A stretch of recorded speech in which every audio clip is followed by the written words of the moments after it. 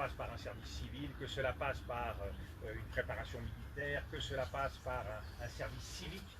Je crois que c'est très utile. Le vote aujourd'hui, l'enjeu du vote me paraît d'abord être un enjeu de participation.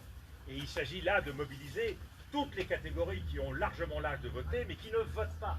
Et qui ne votent pas parce qu'ils ne se sentent plus concernés par la vie collective. Donc de ce point de vue-là, il y a un immense travail à faire, que l'on puisse envisager dans les prochaines années.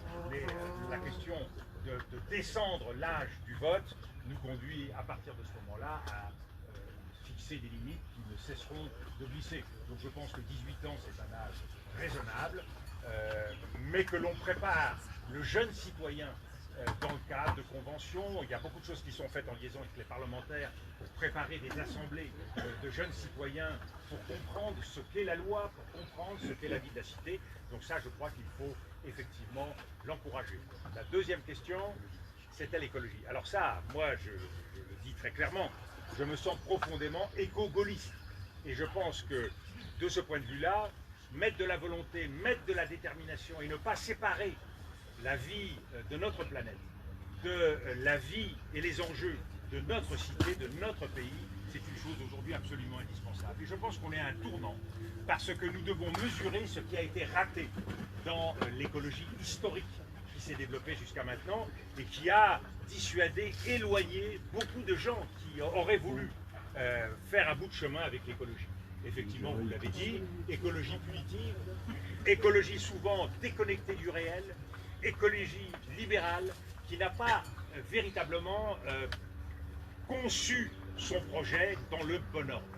On ne peut pas demander à des gens qui ont aujourd'hui des moyens précaires de s'aligner sur un certain nombre d'exigences sans leur donner les moyens de changer leur pratique, de changer leur habitude. Et c'est en ça qu'un projet comme les ZFE, qui s'impose sur le plan de la santé, qui s'impose sur le plan de la pollution de nos villes, a été fait dans un mauvais ordre.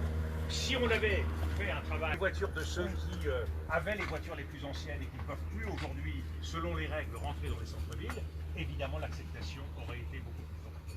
Mais je pense que nous avons aujourd'hui des exemples. Je regarde par exemple du côté des pluies acides, je regarde du côté du trou de l'ozone. Dans les deux cas, la volonté humaine a été capable de renverser une situation historique. Donc il n'y a pas de raison qu'en matière de pesticides, il n'y a pas de raison qu'en matière climatique, on ne soit pas capable d'avoir des avancées aussi importantes dans la vie. Une dernière question. C'est vraiment la dernière. C'est pas une question de tous les jours. Non, c'est pas Parce de que tous les la jours. dernière question, elle était quand? Avant-hier. On a fait de la politique, c'est très bien. Je vais interroger les diplomates chevronnés qui n'ont pas peur. On ne va pas suivre les Américains ni les autres. Et en parlant du Congo, je vais parler de l'Afrique. Le Premier ministre qui est là, moi je suis ses phases, l'avenir a un visage. On est d'accord, vous l'avez dit. L'avenir a un visage.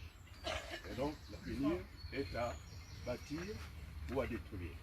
Et donc la France est attendue au Congo pour bâtir l'Afrique, le Congo et le reste de l'Afrique. Je vous remercie beaucoup. Merci à vous. Non, c'était une affirmation.